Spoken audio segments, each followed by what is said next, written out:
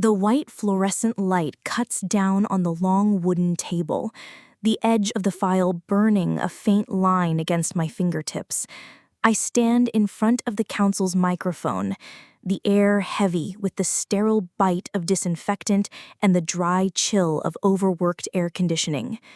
To my right, Harold sits upright, the fresh stitch line behind his ear still raw.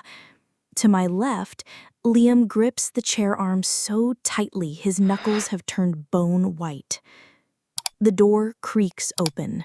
A woman in a faded lab coat steps in, her eyes darting everywhere but mine. No introduction is needed. The voice is already burned into my memory, the same one that once could bend reality on a death certificate. I draw a long breath, the taste of metal sharp on my tongue. "My name is Grace Miller," I say, my voice steady but low enough to force silence. "I'm not here to apologize. I'm here to open envelope number 3. I place the sealed DNA packet on the table, the red stamp catching the light, and tilt the recorder toward the witness chair. The digital clock on the wall blinks forward a single second, stretching the silence like a blade. "Let's begin with the simplest question," I say, locking eyes with her. "That night, who signed the death certificate of a child who was still breathing?"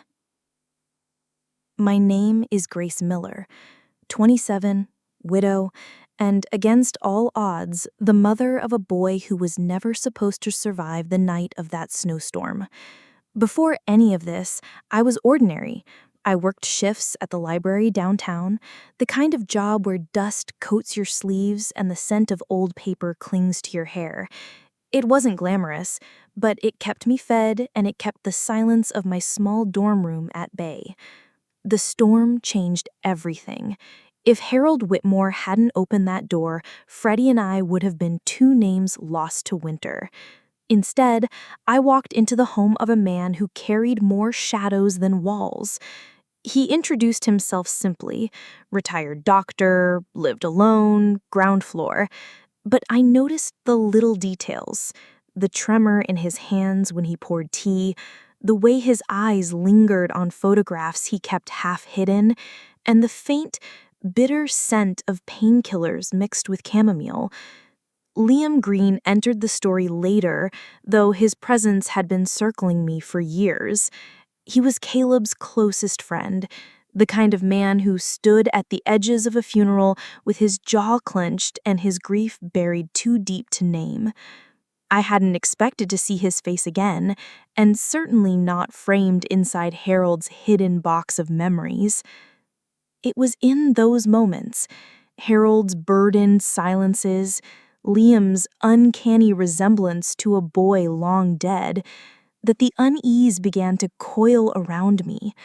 I didn't know it then, but the truth was already cracking through the floorboards of our fragile little refuge, and the people who had buried it for decades were about to learn that I don't let shadows win. I used to believe tragedy had an order to it. First the blow, then the mourning, and finally the slow climb back to living. But life doesn't move in neat stages. It carves you open when you least expect it. For me, it started the night Caleb never came home. It was supposed to be routine. A construction shift he'd covered for someone else, a scaffolding check before dawn. Instead, it ended with a knock on my door and 2 men in orange vests holding their hard hats like shields. Their words were clipped, rehearsed. "An accident. We did everything we could." But all I could see was the grease on their palms. All I could hear was the hollow ringing in my ears. I was 3 months pregnant. We had just picked out names. Caleb's handwriting was still on the fridge, a grocery list scrawled in marker, the letters uneven where he'd tried to make me laugh. That night, I tore the paper down and held it until my nails dug into the ink. My baby would never meet his father, and I would never hear his laugh again. After the funeral, Liam came by. He didn't speak much, just fixed the broken hinge on the kitchen door and stacked the folding chairs left behind. He was always like that, present but silent. I thought his silence was loyalty to Caleb. I didn't know it was something else entirely. When grief threatened to drown me, I moved into the cheapest dorm room I could find. Mold crept along the corners, the radiator wheezed like an old man, and the mattress sagged in the middle so badly it left bruises along my spine. Every creak of the hallway reminded me that I didn't belong anywhere. I kept my belly wrapped in oversized coats, as if hiding the bump could also hide the truth. I was alone. And then came the storm. Snow like a white wall, wind like knives, my boots filling with ice water, my breath tearing through my lungs. I remember pressing every buzzer on that apartment panel, begging strangers for help. The woman's voice still echoes. She's probably homeless or high. That was the night I learned indifference can kill faster than cruelty. When Harold opened his door, I thought I'd found mercy. What I didn't know was that the man who saved me carried his own unburied dead, and that somewhere in the cracks of his story lay the real betrayal, written decades earlier in the ink of a falsified death certificate.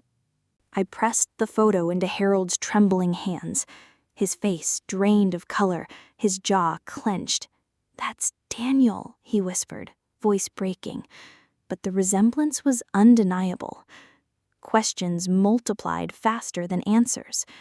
Harold admitted what no one should ever have to say, that Margaret, his wife, had delivered twins, and that he had buried one of them without ever questioning the paperwork. The words hung in the air like ash, buried but breathing. The storm of unease gave way to a sharper truth. Someone had stolen a child. Not just anyone's child, Harold's. Liam's entire life rested on a lie written into hospital records decades earlier.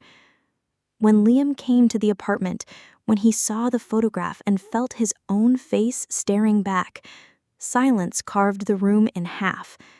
No shouting, no denial, just recognition, heavy and irreversible. That was when Harold made the call. His voice, steady for the first time in years, summoned an old detective friend who owed him a favor. DNA, records, proof. But unease gave way to something darker. Threats. I found the note slipped under the door 2 nights later. 4 words in sharp ink. "Leave it buried, Grace." My hands shook as I read it, the paper cutting a thin sting into my skin. Whoever had orchestrated the theft knew we were digging, and they weren't about to let the truth surface quietly. I folded the note and slid it into my coat pocket. My fear hardened into something colder. I had begged for mercy once in the snowstorm and been denied. Never again. If they wanted me silent, they would have to face the one thing they had underestimated, my resolve. And in that moment, the battle lines were drawn. I didn't sleep the night the note came. Its ink burned hotter than any flame, searing into my thoughts long after the paper was torn and flushed away. Leave it buried. No. For once in my life, I wouldn't bury anything. Not the past, not the truth, not the people who thought they could decide who lived and who died. I started with what I had.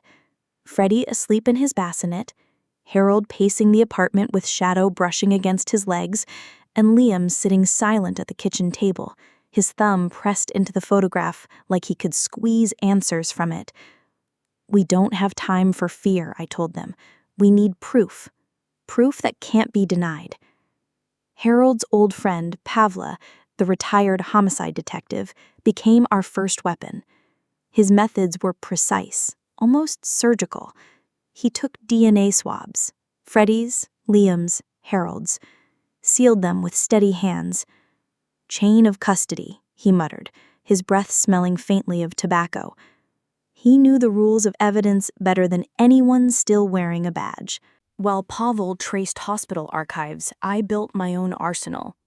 Late nights at the library gave me access to old microfilms, archived hospital records, nursing rosters. My fingers ached from scrolling reels under the buzzing fluorescent light, eyes stinging from grainy printouts. But the fragments piled up, falsified signatures, time cards that didn't match, a nurse who conveniently resigned the week after Liam's birth. Liam brought the human angle. He tracked down his mother's acquaintances, pressed them for half-forgotten stories. He returned with names, whispers about a favor owed, and one neighbor who swore she'd heard crying in the maternity ward the night they said a baby died. The key, though, was Harold himself. For weeks he'd hidden his past, ashamed of the fall from surgeon to recluse. But now he leaned into it, drafting letters on old Phoenix General letterhead he still had boxed away. The paper smelled of dust and mothballs, but the crest at the top carried weight. His name did too, Harold Whitmore, cardiac surgeon.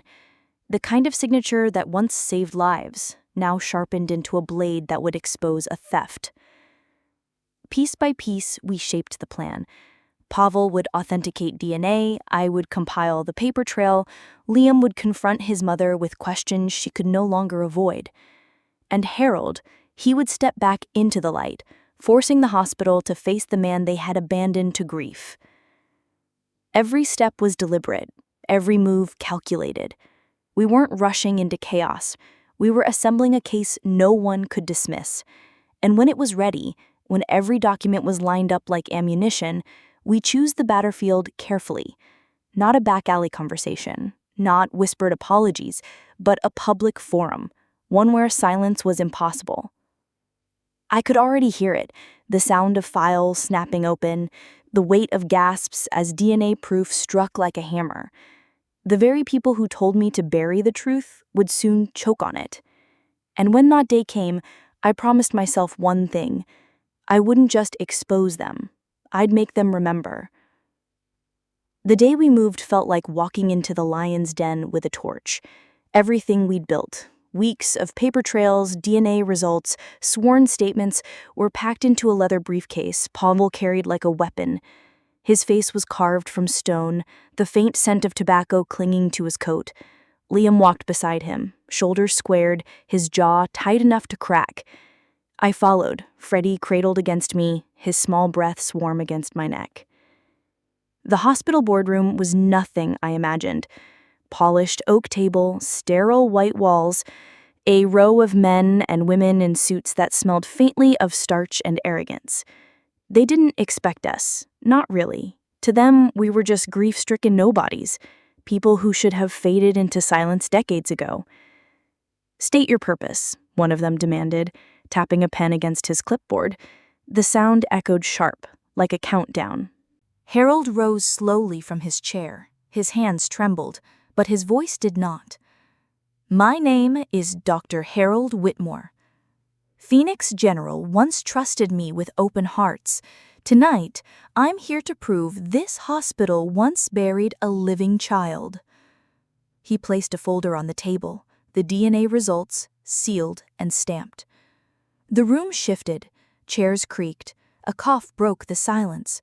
One of the older men leaned forward, squinting.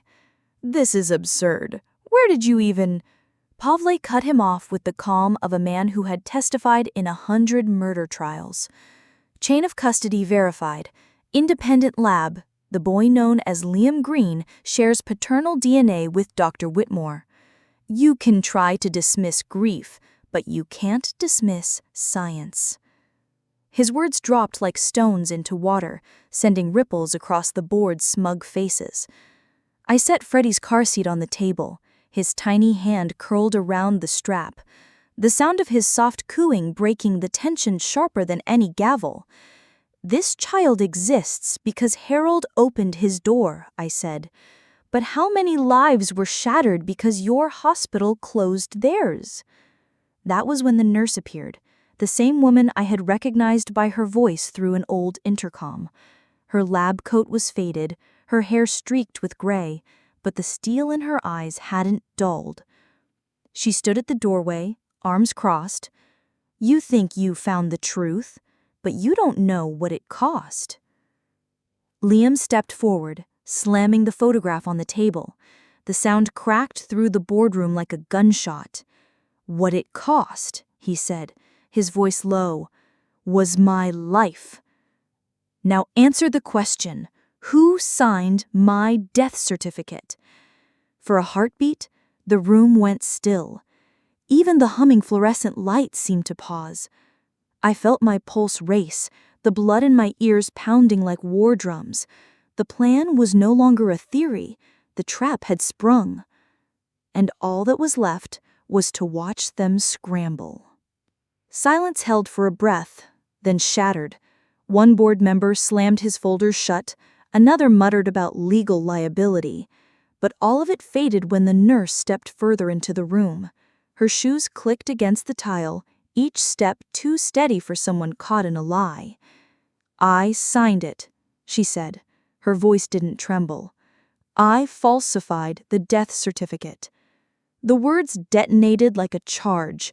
Liam's fists balled at his sides, knuckles bloodless. Harold's breath caught, a rasp tearing from his throat. I felt Freddie stir in his seat, the air around us thick enough to choke. "Why?" Harold demanded. His voice, once a surgeon's calm command, now cracked open with fury. "Why steal my son? Why bury me in grief for a child who was alive?" Because she couldn't have children. Liam's mother, my closest friend, begged me. "Do you know what it's like to watch someone waste away from longing? She promised to raise him well, and she did." "She stole him," Liam cut in, his voice shaking the table more than his fists. He pointed at her, eyes burning. "You robbed me of a father. You robbed him of me." The board tried to regain control. "These are serious accusations," one man stammered, but Pavel slid another document across the table, his hand steady. "Not accusations. Evidence. Hospital rosters, falsified signatures, DNA confirmation. This isn't speculation, it's fact." I leaned forward, my palm flat on the table. "And here's what you don't understand. You thought this could stay buried, but you left a trail and we followed it. Tonight, the world will know your hospital isn't just guilty of negligence, it's guilty of theft." The nurse's composure cracked for the first time. Her shoulders sagged, her gaze dropping to the polished floor. The room buzzed with whispers, shock thick as smoke.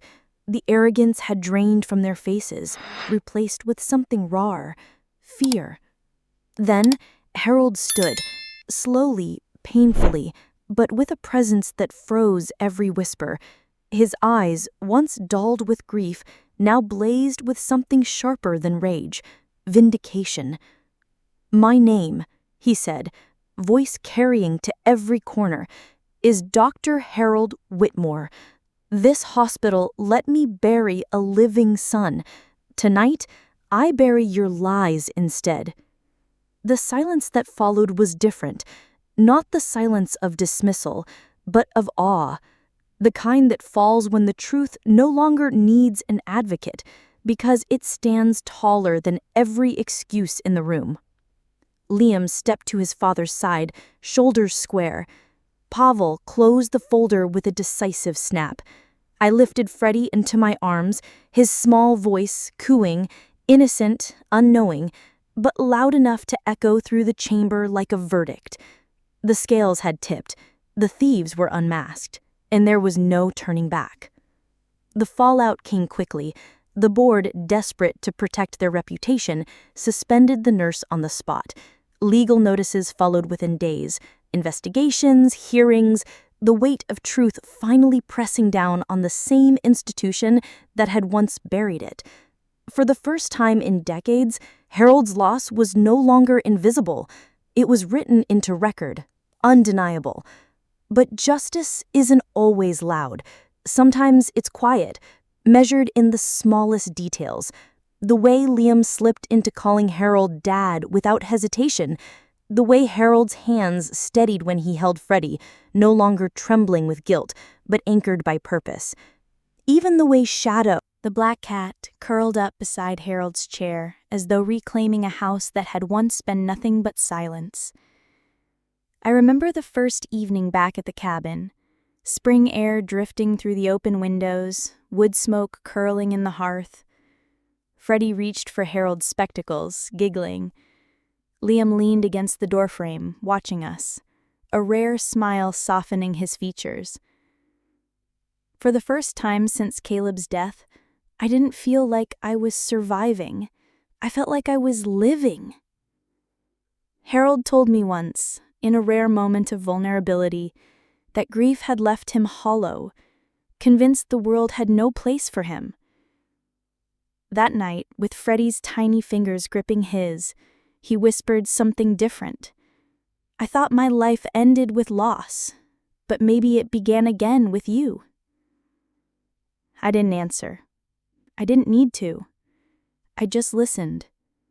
To Freddie's soft breath against my neck, to the crackle of the fire, to the rhythm of a house no longer haunted. Retribution hadn't just unmasked the guilty. It had built something new in the ashes, a family bound not by blood alone, but by the choice to stand against silence. And as I watched the snow finally melt into the earth outside, I realized revenge isn't always destruction. Sometimes it's reclamation, the act of taking back what grief, lies, and cowardice tried to steal. I had buried too much already. This time I chose to build.